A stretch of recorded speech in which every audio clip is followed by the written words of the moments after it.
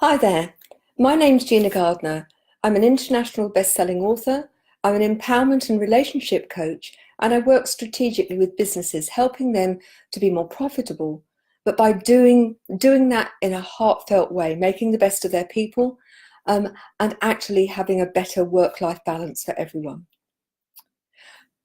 Today's day 25 of my 30-day challenge. It's been a bit frustrating this week because I've actually started several Facebook Lives. I should actually be on number 30 today, but I've had an intermittent internet signal all week, so been really, really frustrating. So this is day 25. I've done several half days, but I've actually got rid of those.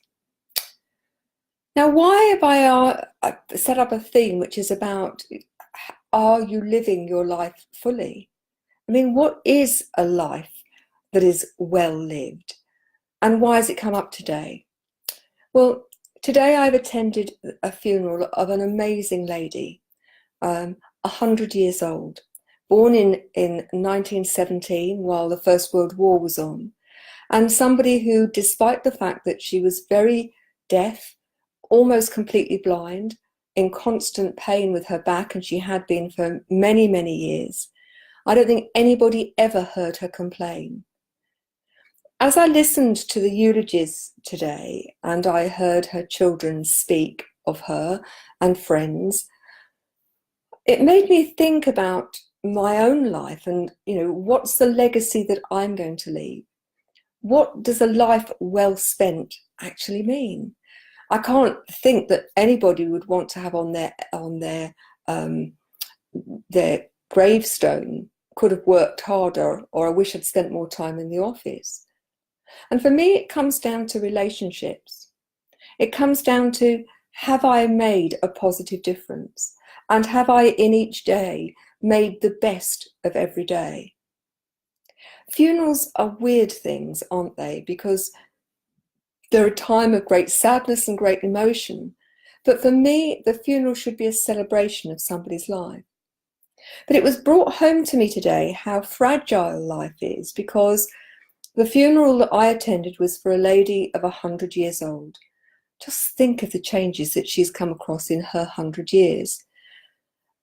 Following that, there was the funeral for a young lad who drowned last week under the pier at Clacton. He was swimming and he got carried away by the tide.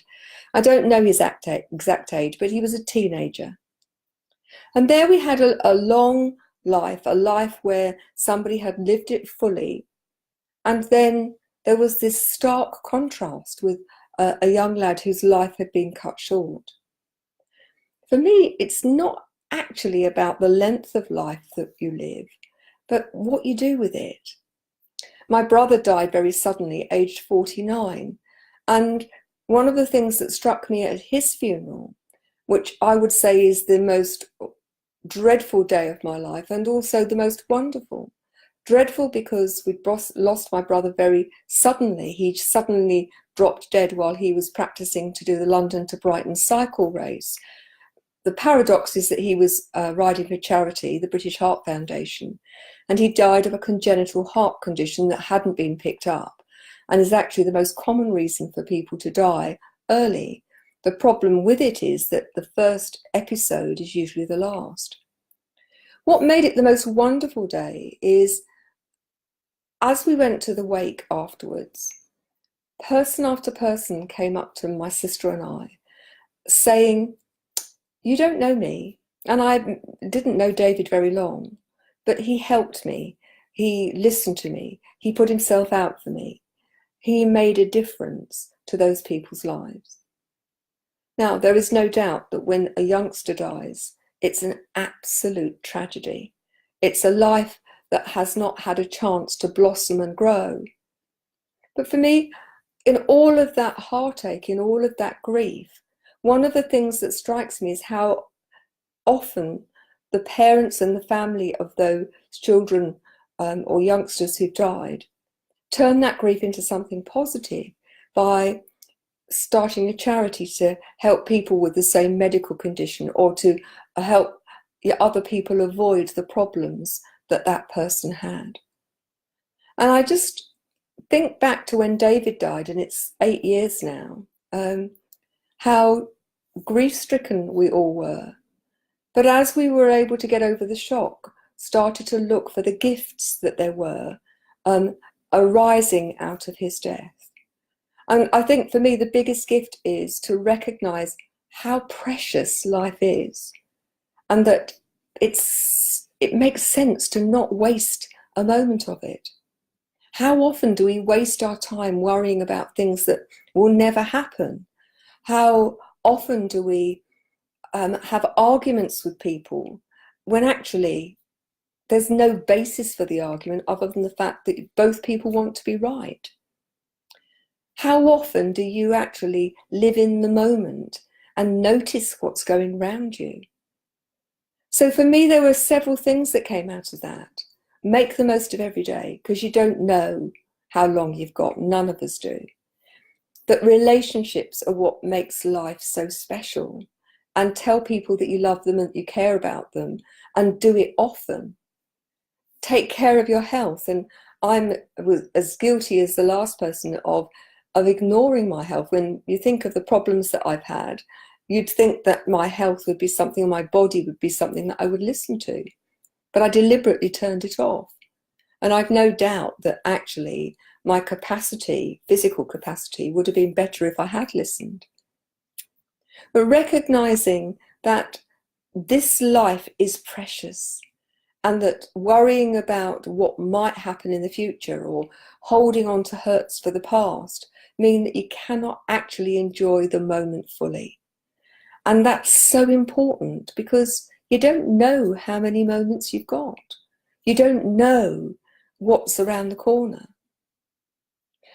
It's been a strange day, because this morning I was working with a young lady, a teenager, who's having panic attacks. And you think about people who spend their life feeling anxious, being afraid of what might happen. And in their fear, in their panic, that they're not fully living that life, that day, that hour, that 10 minutes, however long it is. And I expect it's unreasonable for me to presume that one can live one's life where every single moment is focused in that moment. We have to plan. We do need to learn from the past.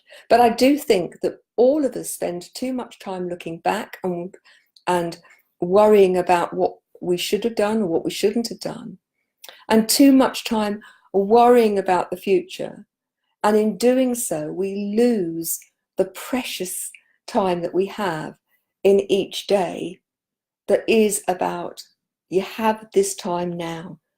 The Dalai Lama talks about we have this one moment. The moment behind us is gone and gone forever.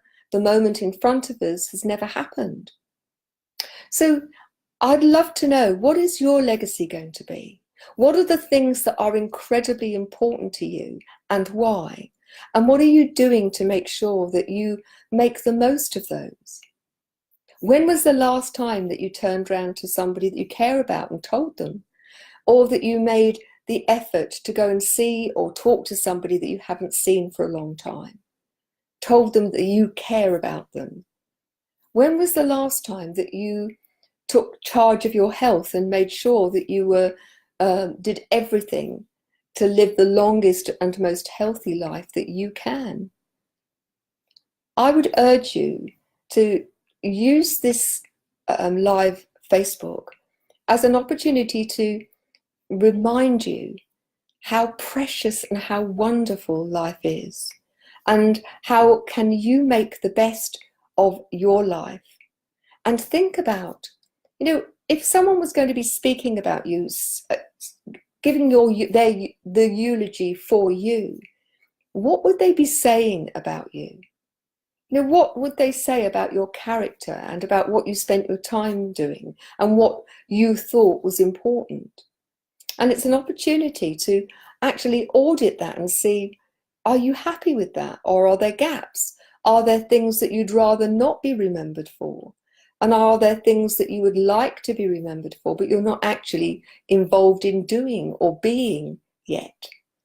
And if that's the case, then you have absolute choice whether you stay doing the same thing. Remember the saying, if you always do what you've always done, you'll always get what you've always got. Or whether you're going to change and that you're going to live the life that will create the whole elements that people talking about you when you have passed will talk about you in the terms that you would like to be remembered. What positive difference are you going to make to other people, to the environment? We live in a world where our environment and our world is being destroyed systematically. And, you know, the people who come after us aren't going to have a world that's easy to live in unless we make some changes now. So your legacy can be about people or about animals or about the environment. But it's not going to be about how much money you've got unless you're using that money to help other people, to help animals, to help with the environment. So I'd love to know what your legacy is going to be, and I'd love to know what you think people would say in your eulogy now and what you'd like it to say in the future. Now, today is number 25 out of 30. It's a Facebook challenge, because for me, the legacy I would like to leave is to make a positive difference to over 1 million people within the next 5 years. Not all directly person to person, but by helping people become the spiritual matriarchs and patriarchs of the world, shining a light to do things differently, to live a life from a place of love and compassion and caring, rather than from fear and difference. And I'd love your help. Please help by sharing this video, by coming into the website and looking at the materials and letting people know that they're there, by doing random acts of kindness, by actually smiling at someone in the road and making a difference. It could be the only person they speak to in that day. By making little differences, those differences will add up. So if you fancy coming to join me, come onto the website, genuinely-you.com, and look at ways that you can be involved. You can download a digital version of my book for free by going to genuinely-you.com, and you can just sign up and download the book entirely for free. Thanks for joining me today, and I look forward to seeing you on the next one. Take care now. Bye.